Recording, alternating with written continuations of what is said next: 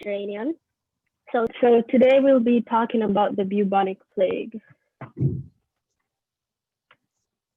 So this is just some context to bring it back to what we've been doing in class. So the plague of Athens was a plague that struck Athens around 430 BCE. This was the second year of the Peloponnesian War. It lasted roughly around 4 years, killing about a third of the population of Athens. So this disease was characterized by redness and inflammation of the eyes, tongue, and throat, a violent cough, hoarseness, vomiting, convulsions, and ulcers. So most of the people who got this disease, they died, but those who lived, they suffered from disfigurement of their genitals, fingers, and toes, blindness, and memory loss. Historians are still unsure exactly which disease it is that caused the plague of Athens. Some believe it was measles, some believe it was smallpox, typhus, and others believe it was the bubonic plague, which we'll be talking about today.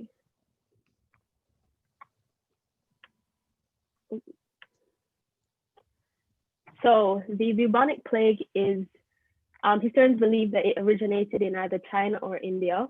So there were 3 major outbreaks of this plague. The plague of Justinia, which happened in the 6th century AD. This plague took place in the Middle East and the Mediterranean. This plague lasted around 4 months. The next was the Black Death, which is the most notorious of all the bubonic plagues. This one took place in 4th century AD. It took place in Western Asia, Europe, the Middle East, and the Mediterranean. So this is the one that was rumored to kill the third of the population of Europe. The third one was one in the late 18th century, early 19th century. So the bubonic plague is caused by the Yersinia pestis bacteria. This bacteria lives among the rodent population. And how it is transmitted is that when a rodent is infected with the bacteria and a flea bites the rodent, and then the flea bites the human, the bacteria will enter the human through the flea and then get them sick. But another way that they found out that this could be transmitted is through contact with meat or blood of infected animals.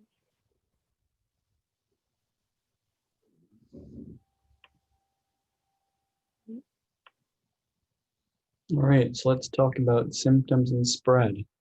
So the bubonic plague was supposed to be spread, as previously stated, in the east, so around India and China. But unfortunately, this is around the time of the Mongol invasion, I believe, the Golden Horde.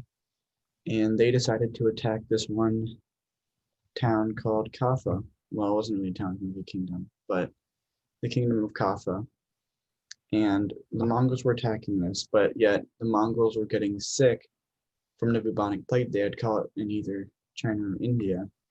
So then for some reason they realized, and this is messed up even for like back then, is they started throwing the people, their soldiers' dead bodies who had died from the plague over the walls with catapults into the town of Kaffa, making, early biological warfare, and thus getting all these people very sick. And it was in the escape of the people from Kaffa into the Mediterranean through various merchant ships and merchant towns that would then lead into the spread of Europe. Some main symptoms of the bubonic plague is probably the namesake, where it's the swelling of the buboes, which is basically around the lymph nodes. So you'd see them like right here, around here, like your lymph nodes area. And that would, get large, as you can see in the bottom picture. It would swell, it would leak pus and blood, and it was very gross. Another symptom is that everyone would be very weak and you'd feel very fatigued. The whole time just wasn't fun. There was a very intense fever that would go with the bubonic plague, as well as intense vomiting with blood, and finally gangrene. And as you can see on the bottom picture again, all these people are very sickly looking because the bubonic plague really had an impact on the human body.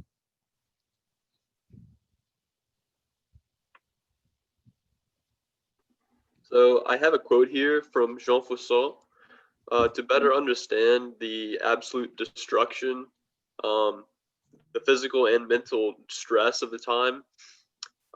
He says doctors need three qualifications: to be able to lie and not get caught, to pretend to be honest, and to cause death without guilt. And this is quite a cynical view of the medical profession, and it's very far from the modern conception of medical field as can possibly be imagined.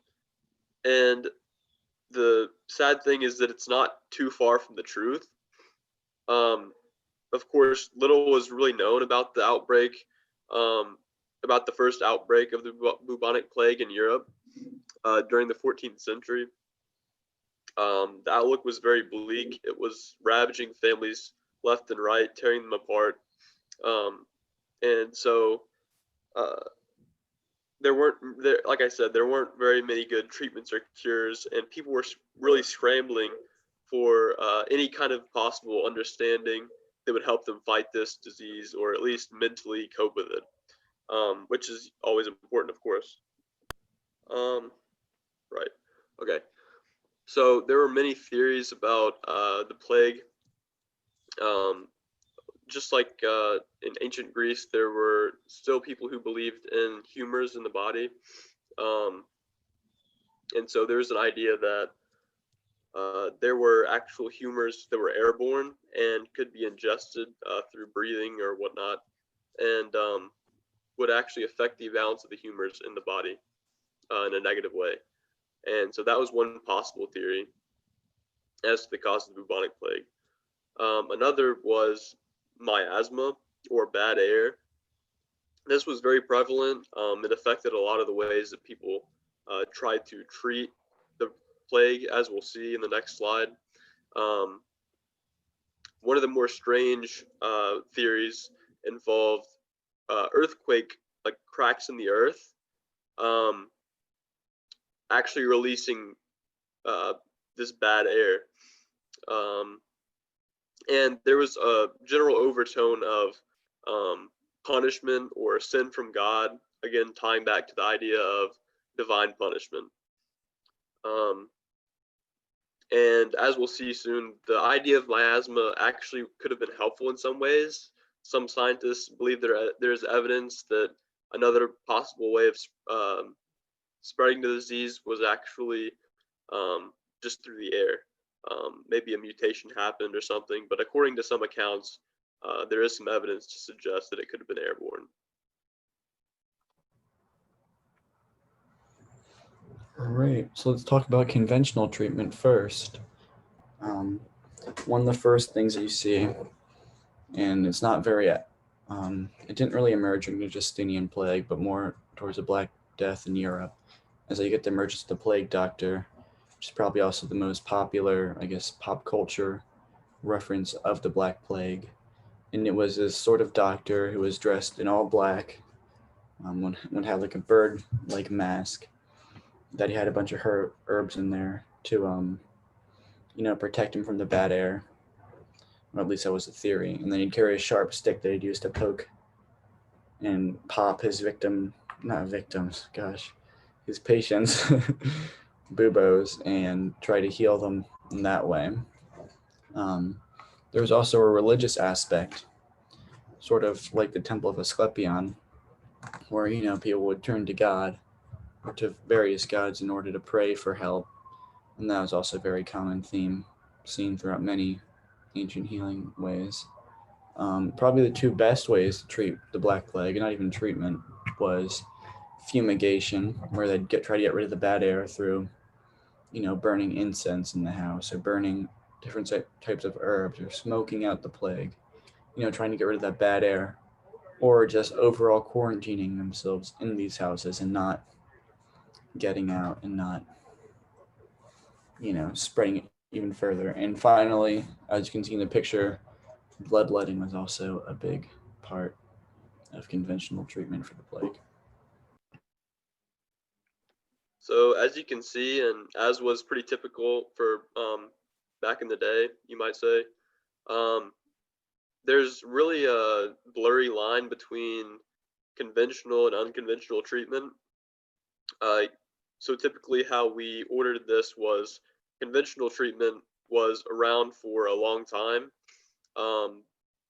dating back to really ancient medicine, and had a long history of use, while unconventional medicine sprung up as a result of the conventional medicine's not working. So a lot of people were trying crazy things just to get some sort of grasp on what might work. So they were really experimenting. Um, they were also used way more in the beginning of the plague, like the first outbreak in 1347 to 1350 in Europe. Um, and as people figured out what worked and what didn't, people narrowed down what they did. But at first it was, well, we'll see here. So very commonly, and this is often depicted in artworks, as we'll see in the next couple of slides, the flagellants, so-called, whip themselves for impiety to God. These people often believed the cause to be, impiety or sin, and so they would self-flagellate in order to punish themselves, and supposedly this would rid themselves of disease. It was also a very social and ritual activity. Usually would happen out in the courtyard or around other people. So also one thing that we see is people would chop up herbs and even sometimes dead animals. It's very gruesome, and they would rub it on the infected person, on their body, just directly on the skin, maybe on the buboes, and sometimes they would drink poisonous concoctions of heavy metals, mercury, arsenic, various poisons like that, or even crushed minerals, rocks, things that you wouldn't really want to put in your body in any case. And then some other more superstitious, not necessarily what we think of as medicine, but just pure superstition. They were often prescribed to prevent the disease or to fumigate the house or, cleanse their space. They would only be advised to open north-facing windows, as that was cool, crisp air from the north, and it was just thought to be cleaner than the southern wind, which was often heavier, hotter, muggier. And they would also avoid air that was above stagnant waters, as they thought that was also unclean.